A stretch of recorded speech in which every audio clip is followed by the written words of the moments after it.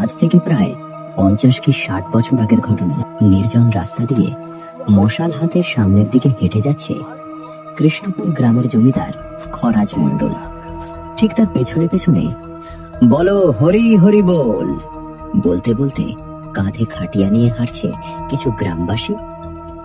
আর সেই খাটিয়ার উপর নিষ্প্রাণ হয়ে শুয়ে আছে খরাজ মণ্ডলের ছোট ভাই রামদেব মণ্ডলের দেহ। আজ দুপুর নাগাদ আকস্মিক হৃদরোগে আক্রান্ত হয়ে সঙ্গে সঙ্গে মৃত্যু হয় তার। সেই সময় কৃষ্ণপুর, মাধবপুর ও শিবপুর এই 3টি গ্রামে ছিল একটি বিশাল শ্মশান ঘাট। এটি এমন এক শ্মশান ঘাট ছিল যার নাম শুনলেই গা শিউরে উঠত সাধারণ মানুষের। কারণ সেই শ্মশান ঘাটে কেবলমাত্র এই 3টি গ্রামের জমিদার ও তাদের বংশধরদেরই শেষকৃত্য সম্পন্ন করা হতো।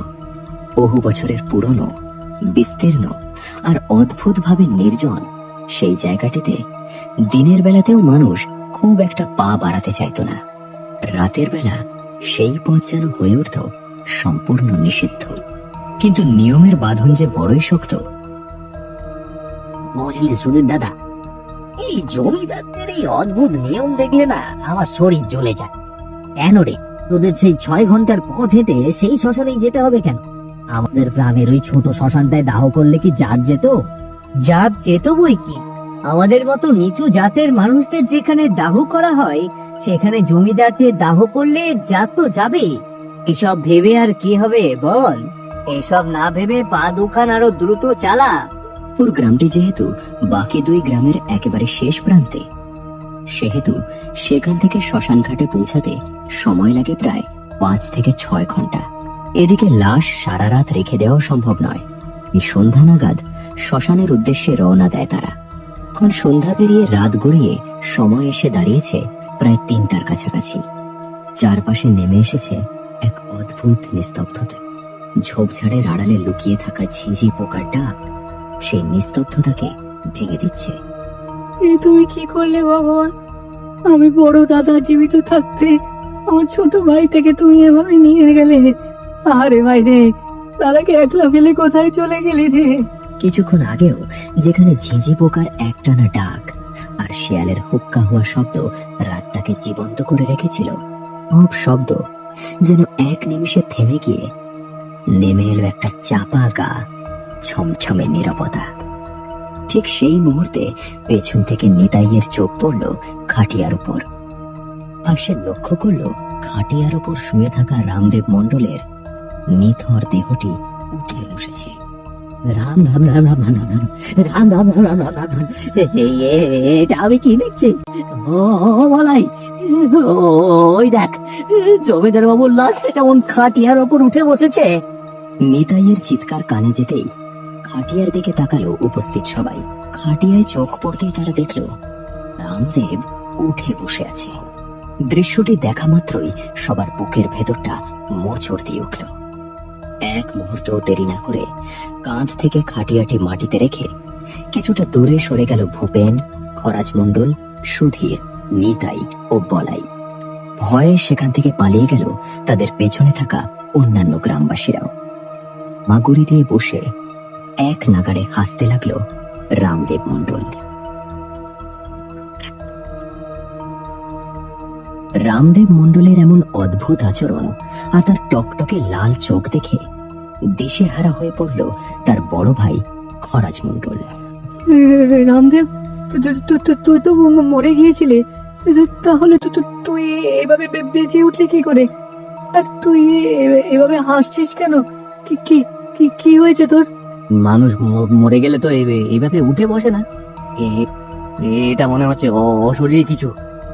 তা শেষ করতে না করতেই বিদ্যুৎ বেগে এসে সুধীরের পা চেপে ধরল রামদেব মণ্ডল। শক্ত করে চেপে ধরেছে, যেন মনে হচ্ছে কোনো লোহার শিকল দিয়ে বেঁধে দিয়েছে সুধীরের পা। আমাকে বাঁচাও, জমিদার বাবুর হাত থেকে কেউ কেউ ছাড়াও আমাকে। কি ঠান্ডা, ভীষণ ঠান্ডা লাগছে। এই যে কোনো মানুষের হাত না, বরফের টুকরো ধরে রেখেছে আমার পাখানা। কেউ বাঁচাবে না, আজ তোকে কেউ বাঁচাতে পারবে না। আমি আজ তোদের সবাইকে চিবিয়ে খেয়ে ফেলবো। না, এইভাবে ভয়ে পিছিয়ে গেলে চলবে না। এক্ষুনি রামদেবকে নিয়ন্ত্রণে আনতে হবে, নইলে যে কোনো মুহূর্তে যে কোনো অঘটন ঘটে যেতে পারে। চল চল চল চল সবাই। সেই মুহূর্তেই সবাই ঝাঁপিয়ে পড়ল রামদেব মণ্ডলের উপর। কয়েক সেকেন্ডের মধ্যেই চারদিক থেকে চারজন এসে দড়ি দিয়ে শক্ত করে বেঁধে ফেললো তাকে। ছাড় আমাকে, আমাকে ছাড় বলছি, নইলে কিন্তু আজ আমার হাত থেকে তোদেরকে কেউ রক্ষা করতে পারবে না। রামদেব মণ্ডলকে বেঁধে রাখার কয়েক সেকেন্ড পরেই খরাজ মণ্ডল সহ বাকি সবাই লক্ষ্য করল একটা ধোঁয়া রামদেব মণ্ডলের মুখ থেকে বেরিয়ে এসে সোজা গিয়ে প্রবেশ করলো বলাইয়ের শরীরে। ধোঁয়াটি বলাইয়ের শরীরে প্রবেশ করার সাথে সাথেই টকটকে লাল হয়ে উঠল তার চোখ দুটো। এ কি বলাই, তোর চোখগুলো এমন লাল হয়ে গেল কেন?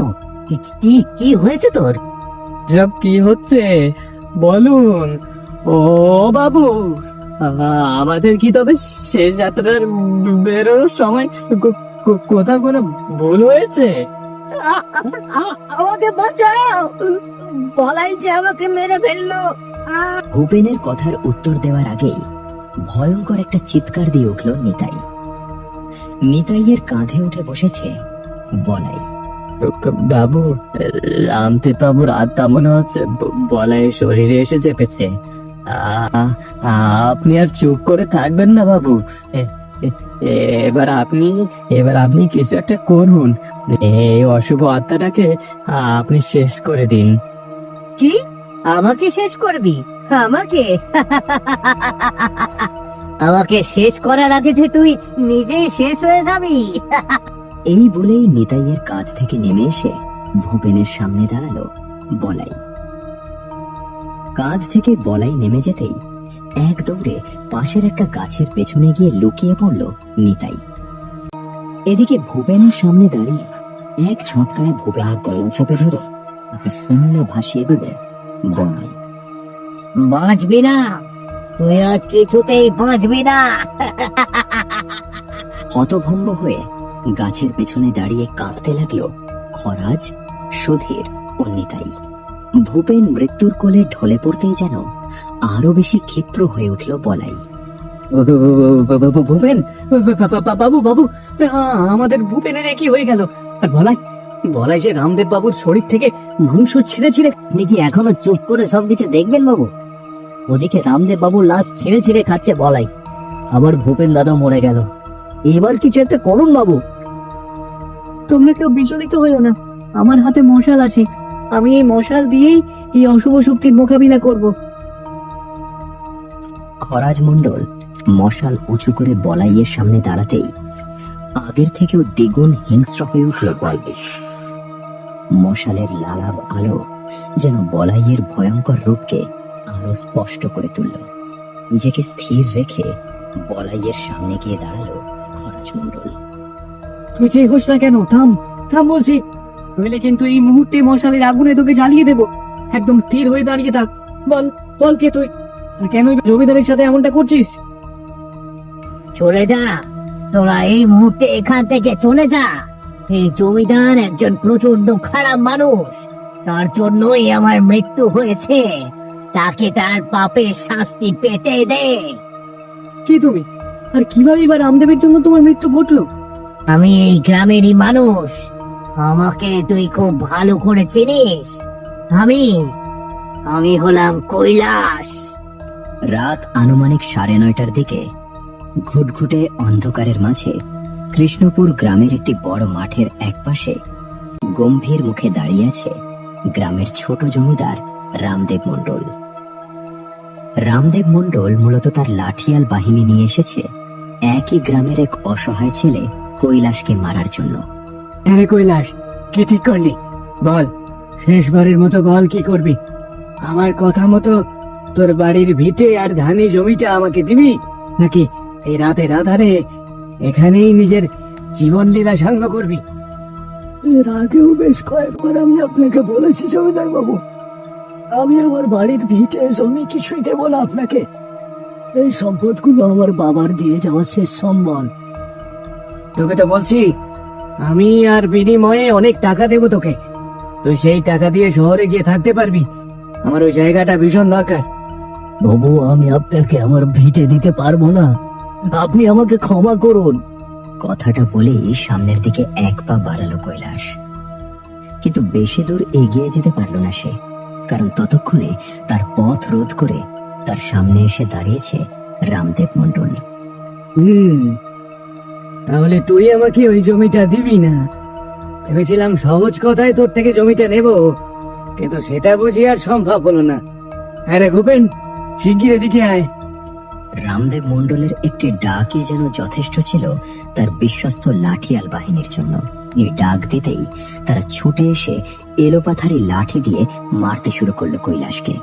অনেকক্ষণ লাঠি দিয়ে মারার পর সুধীর আর নিতাই থেমে গেলেও এক নাগারে মারতে থাকে ভূপেন, যার ফলে সেখানেই মৃত্যুর কোলে ঢলে পড়ে কৈলাস। এতক্ষণ ধরে রামদেব মণ্ডল তাকে কিভাবে এবং কি কারণে লাঠিয়াল দিয়ে মেরেছিল সেই কথাগুলো বলছিল কৈলাস। কৈলাসের মুখে নিজের ভাইয়ের কীর্তিকলাপ শুনে কিছুতেই নিজেকে স্থির রাখতে পারছিল না খরাজ মণ্ডল। চলে যাও, চলে যাও, এই মুহূর্তেই তোমরা এখান থেকে চলে যাও। আমি আমার উপর হওয়া অন্যায়ের প্রতিশোধ নিয়েছি। ওই ভূপেনকে আমি শেষ করে দিয়েছি, আর এই জমিদারের লাশেরও কোনো শেষকৃত্য সম্পন্ন করতে দেব না আমি। তাই বলছি, তোমরা নিজেদের বাঁচাতে চাইলে চলে যাও। এই তোরা দাঁড়িয়ে থাকিস না, পালা পালা পালা, শিগগির এখান থেকে পালা। তাই সেখানে এক মুহূর্ত অপেক্ষা না করে বাড়ির দিকে দৌড়াতে শুরু করলো তারা। দিকে হিংস্র পশুর ন্যায় রামদেব মণ্ডলের হাত পা ছিঁড়ে চারপাশে ছুঁড়ে ফেলতে থাকলো কৈলাস। ভোরের আলো ফুটতেই রাতের সেই বিভীষিকাময় ঘটনার কথা ছড়িয়ে পড়ল চারদিকে। এরপর গ্রামের বিভিন্ন জায়গা থেকে মানুষ এসে ভিড় জমালো সেই শ্মশান ঘাটে।